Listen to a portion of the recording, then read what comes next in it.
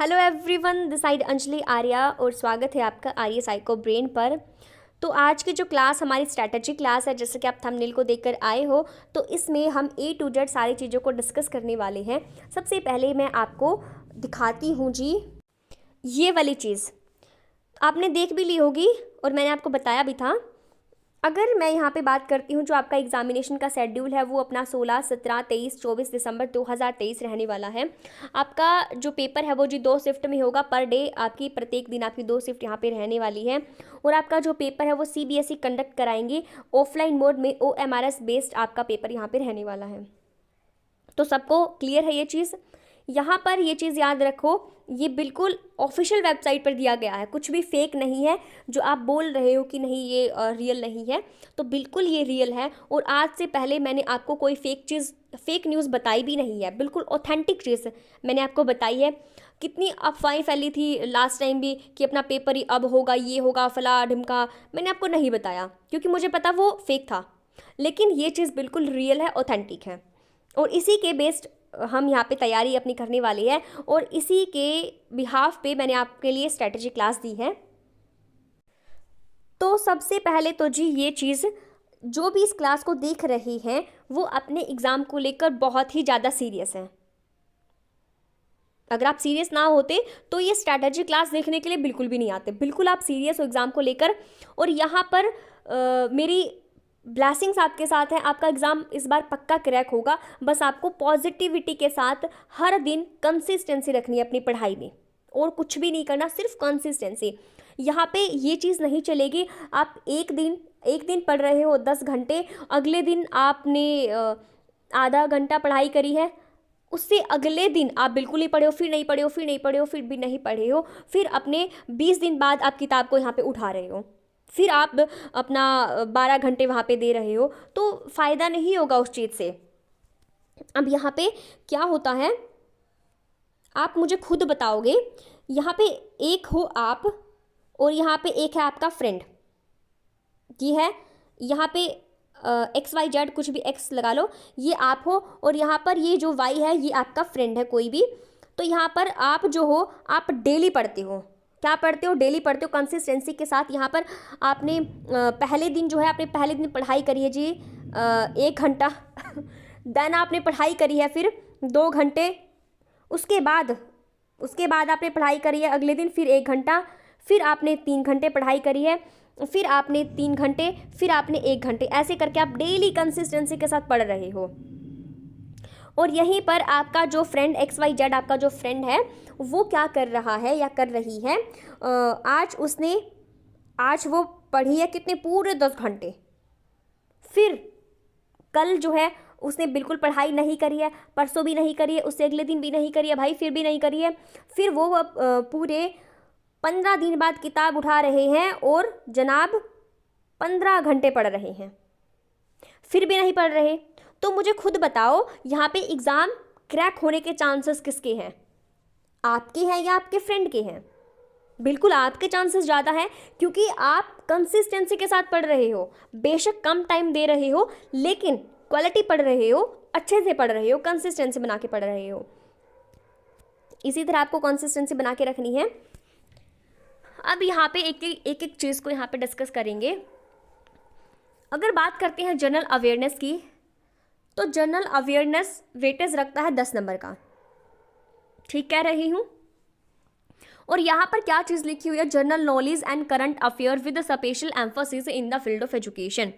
तो यहाँ पे देखो, करंट अफेयर का ऐसा है, करंट अफेयर का ऐसा होता है कि आप कितना ही पढ़ लो, कितना ही पढ़ लो। और यहाँ पे जो लिखा हुआ है special emphasis in the field of education, उसकी क्लासेस मैंने आपको बहुत सारी कराई हैं, बिल्कुल एग्ज़ाम ओरिएंटेड, एजुकेशन ओरिएंटेड। जो आपकी पुरानी एजुकेशन है, अंग्रेजों के टाइम की एजुकेशन है, और यहाँ पे स्वतंत्रता के बाद की एजुकेशन है, एंड जो आपकी NEP हुई है, वो सारी चीज़ें। और वहाँ से क्वेश्चन आपको 101% देखने को मिलेगा।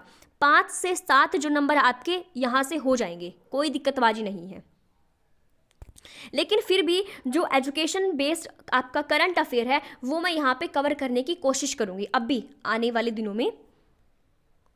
अगर यहाँ पे बात करती हूँ, मैराथन क्लासेस भी मैं लूँगी जनरल अवेयरनेस की, जो भी मैंने अब तक पढ़ाया है बिल्कुल उसकी MCQ बना के फिर आपको एक एक चीज़ यहाँ पे पढ़ाऊँगी, समझाऊँगी, रिवाइज़ कराऊँगी। अब अगर मैं बात करती हूँ रीजनिंग एंड न्यूमेरिकल एबिलिटी की, तो ये जो रीजनिंग है ये आपकी वेटेज रखती है जी 20 नंबर की। सही कह रही हूँ ना? हाँ जी, 20 नंबर। इसमें आपको थोड़ी सी मेहनत करने की ज़रूरत है। अब यहाँ पे ये तो जो आपके टॉपिक दिए गए हैं, ये टॉपिक वाइज मैंने आपको पढ़ा भी रखा है, समझा भी रखे सारे टॉपिक कैसे करनी है। अब यहाँ पे सिर्फ आपको प्रैक्टिस करनी है। क्या करनी है? सिर्फ प्रैक्टिस। और वो प्रैक्टिस मैं कराऊंगी आपको, डोंट वरी। यहाँ पर पहले तो मैं आपको पूरा कॉन्सेप्ट रिवाइज कराऊंगी टॉपिक वाइज, फिर आपको एक तो मैराथन क्लास लूँगी जिसमें आपके सारे के सारे टॉपिक यहाँ पे रिवाइज हो जाएंगे। फिर अपने MCQ PYQ करेंगे, और उस PYQ को करते टाइम उस पूरा जो कॉन्सेप्ट है वो मैं आपको यहाँ पे रिवाइज करा दूँगी। उसके बाद अगर मैं ICT की बात करूँ तो ICT भी आपकी वेटेज रखती है कितने? 20 नंबर की, इसलिए इम्पोर्टेंट हो जाती है जी। अब यहाँ पर ICT में क्या है आपका, ये जो आपका जितने भी टॉपिक दिए गए हैं टॉपिक वाइज तो मैं आपको पढ़ा चुकी हूँ, लेकिन यहाँ पर अब एक तो मैराथन क्लास लूँगी मैं एग्ज़ाम से पहले, उसके साथ साथ मैं यहाँ पे पूरा का पूरा टॉपिक रिवाइज कराऊंगी। किसके साथ? आपके जो PYQ क्वेश्चंस होंगे उनके साथ। कम क्वेश्चन कर लेंगे लेकिन एक एक क्वेश्चन पूरा समझ के करेंगे। इन फ्यूचर अगर वैसा ही सेम क्वेश्चन आता है तो आप इजीली सॉल्व कर पाओ। अगर मैं बात करती हूँ आपका सब्जेक्ट स्पेसिफिक, और उसमें क्या आ जाते हैं, उसमें आपके एक्ट आ जाते हैं, POCSO act and administrative aptitude. अब पोक्सो एक्ट जो है जी 10 नंबर की वेटेज रखता है, लेकिन बड़ा ही चालू चीज़ है। क्यों चालू चीज़ है? क्योंकि इसमें पूरे के पूरे 10 ये क्या दिए गए हैं, एक्ट दिए गए हैं। 10 चीज़ें आपको पढ़नी है, लेकिन 10 ही नंबर के हैं। लेकिन इनमें इतनी धाराएं हैं, बच्चे पढ़ पढ़ के बावले हुए जा रहे हैं। ऐसा तो नहीं चलेगा। कितनी धारा याद कर लोगे आप? मिक्स मैच कर दोगे। यहाँ पे धाराएं भी कराऊंगी, जो इंपॉर्टेंट धाराएं वो कराऊंगी। किसके साथ? निमोनिक्स के साथ कराऊंगी, जिससे आप याद कर पाओगे। यहाँ पे आपको याद तो करना ही नहीं है, यहाँ पे आपको रिकॉग्नाइज करना है। आपका जो पेपर होगा वो आपके यहाँ पे 4 ऑप्शन दिए जाएंगे, उसमें से आपको एक पहचानना है, उसी के हिसाब से चलेंगे हम। अगर यहाँ पे मैं बात करती हूँ, ये जो आपका चाइल्ड मैरिज को रोकने के लिए है, या फिर पॉक्सो है, या फिर चाइल्ड लेबर है, या फिर इमोरल ट्रैफिक प्रिवेंशन अमेंडमेंट है, या फिर बात करते हैं किसकी, commission for protection of the child right, उसके बाद RTE 2009 है, क्रिमिनल लॉ अमेंडमेंट एक्ट है, चाइल्ड पॉलिसी है, नेशनल चार्टर ऑफ चिल्ड्रन है, चाइल्ड मोर्टालिटी रेट है, एंड जेंडर रेशो। ये सब करेंगे, जो इम्पोर्टेंट है वही करेंगे, फालतू हमने नहीं घुसना है इन सारी चीज़ों में। फिर यहाँ पे बात करते हैं एडमिनिस्ट्रेटिव एप्टीट्यूड, जो कि आपकी कितने 30 नंबर की वेटेज रखेगा जी। ये बहुत इंपॉर्टेंट है, लेकिन आपको क्या दिख रहा है? बिल्कुल छुटका सा दिख रहा है ना, गोलू मोलू सा। अपना सिलेबस एडमिनिस्ट्रेटिव एप्टीट्यूड का वो थोड़ा है, लेकिन 30 नंबर की वेटेज रखता है। आपका जो एक्ट है और एडमिनिस्ट्रेटिव एप्टीट्यूड है, इसको मैं 3-4 बार रिवाइज करा दूंगी एग्जाम से पहले। उसके बाद मैं बात करती हूँ जनरल इंग्लिश की और जनरल हिंदी की। इसमें एक चीज़ समझो आप, देखो इतने सारे टॉपिक दिए गए हैं, वो मैं आपको पढ़ा भी चुकी हूँ। अगर आपने नहीं देखे तो ज़रूर देख लेना एक बार। यहाँ पे देखो कॉम्प्रिहेंशन और आंसर पैसेज, यहाँ पे ये मेक श्योर कर लो कि 5 नंबर आपके यहाँ से ज़रूर आएंगे। टोटल 10 नंबर की वेटेज रखती है। जनरल इंग्लिश 10 की है और जनरल हिंदी 10 की है।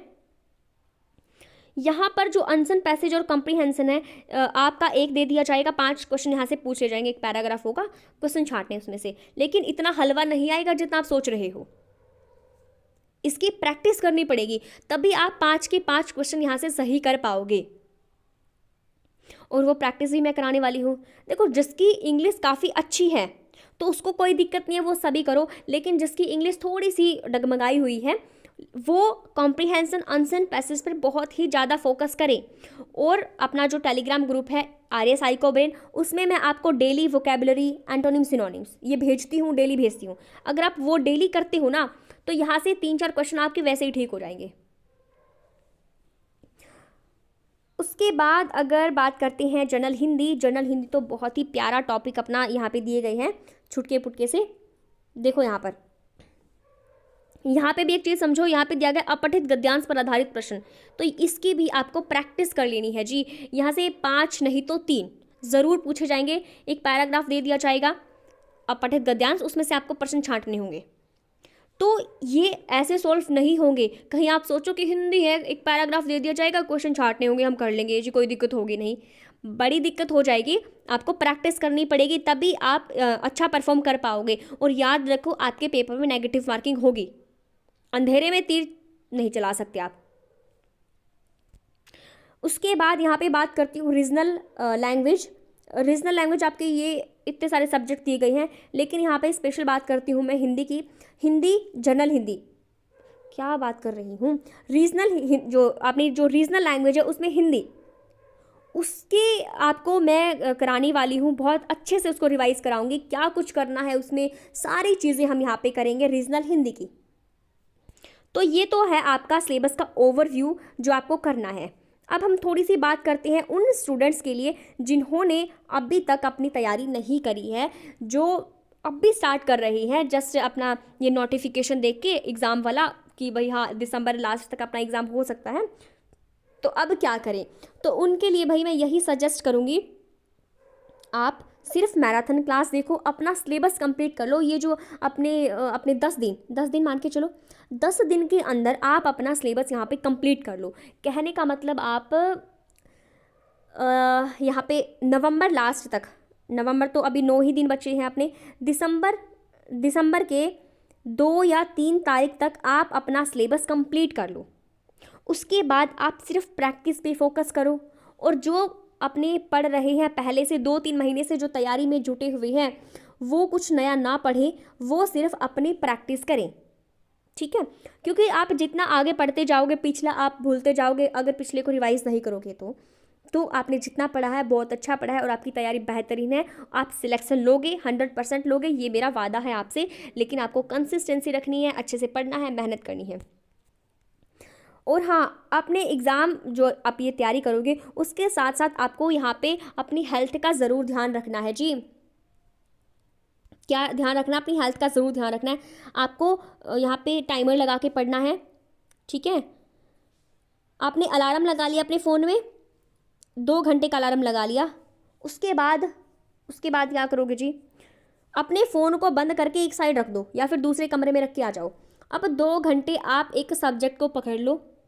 सब्जेक्ट आपने जैसे पढ़ लिया, आप अब यहाँ पे हिंदी उठा रहे हो, आप हिंदी पूरी कर लो 2 घंटे में, जितना आप रिवाइज कर सकते हो उतना करो।